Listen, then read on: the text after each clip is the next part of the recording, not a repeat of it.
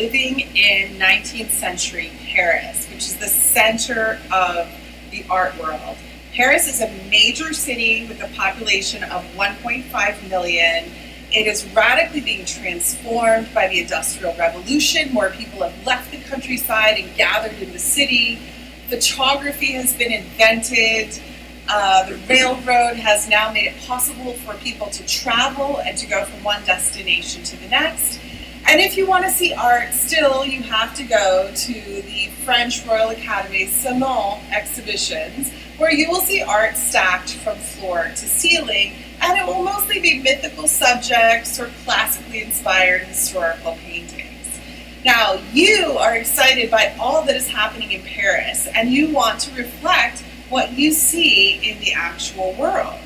So it's no surprise that a group of artists began to rebel against this salon tradition, which was juried, which you had to get admission to in the first place, and decided to break off from this tradition and form their own group, which would be an anti-establishment group of artists who called themselves the Anonymous Cooperative Society of Artists, Painters, Sculptors, and Printmakers. And they held their very first show in 1874. Now, in total, this group is going to go on to have 8 different exhibitions, but their name will change as time progresses. There were about 30 people who were in that first exhibition, and unlike the Salon in the French Royal Academy, where they stacked paintings floor to ceiling, this group of rebels had the idea of showcasing works either in one row or the maximum of 2, because they thought that you could see works better that way. Moreover, they decided that they would be even more democratic by not having a jury. So if you were a member of the group, you could show your work, and they arranged them in this artist studio alphabetically so that no one could say, oh, he got the best place or I got the best location, right? Alphabetical arrangement and only 1 or 2 works. Now, most of the works by artists in this show were outdoor scenes, and there is this increased interest in painting light and painting scenes outdoors, which emerges in 1840s. And we call this plein air painting, but essentially it just means a French term that just means painting outdoors. Now, you might be thinking to yourself, why did no one think of painting outdoors prior to this time? Certainly they did, but there's a really practical reason for why it happened in the middle of the 19th century, and it has to do with the Industrial Revolution and technological breakthroughs. Except that in this case, it was tubes of paint, which were first patented in 1840. Before that, artists had to mix their own colors, and they would store them in pig bladders. So this revolutionizes the ability for an artist to go outdoors. As you can see, here is a painting by Edward Manet, a realist artist, who's painting his friend, the painter Claude Monet, in his studio boat.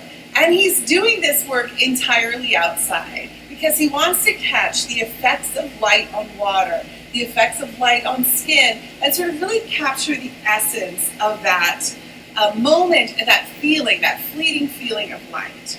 So we refer to this as plein air painting.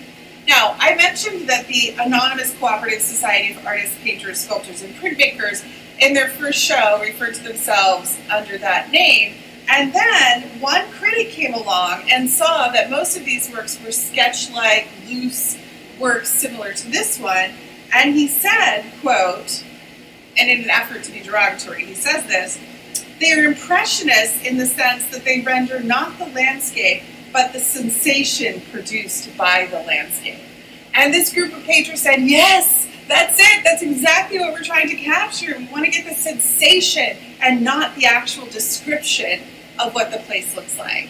And so from that point forward, after the first exhibition in 1874, this group came to be known as the Impressionists. And you can see that this painting by Claude Monet is also called Impression Sunrise. And although it is an actual view of the port at Le Havre, which is where Monet grew up, had he titled it that, we would have had a different expectation. We would have expected to see what the port at Le Havre actually looked like. But he's not trying to capture that. Rather, he wants you to get the sense the sensation of, or the universal experience of watching the sun rise or watching the sun set over water. And the idea is that this is in strong contrast to the realism that we saw, or the kind of academic style of painting that we saw in the Salon exhibitions. It's a kind of rebellion against that. These are contemporary subjects painted loosely and done in a way that captures that sense of a kind of fleeting moment in time. Now, what's also interesting is that Monet depicts many urban environments around, it seems, in and around Paris. So here on the left, you've got the Boulevard de Capucine from 1873 and Saint-Lazare train station from 1877. And if you were to kind of zoom in and look at these figures, you would see that they are just dabs of black. But yet, when we look down on them from this bird's eye perspective, we see them as people. But again, he's capturing kind of the sense of Paris, the feeling of a winter day, perhaps. Everyone's dressed in winter clothing, the trees are bare, the sky is kind of thick with white clouds. And I want to point out two things. Notice this building here in the background, and you see a similarly styled building here in the background of the train station. What's also happening in Paris is that not only has the train shrunk the world, but Paris has undergone an amazing redesign, which we refer to as Haussmannization.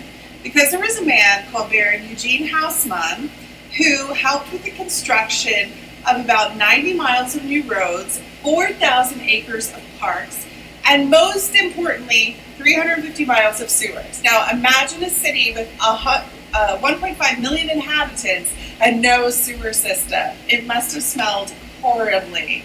So this was a radical modernization and improvement of the way Parisians lived. But one of the things that came about with Haussmann were this style of buildings that today we associate with being very Parisian. So these classically styled buildings are Haussmann style buildings that you see in the background. And I think part of this impressionist desire to capture the fleeting moment comes from the fact that Paris is transforming right in front of their eyes, and they want to capture that essence.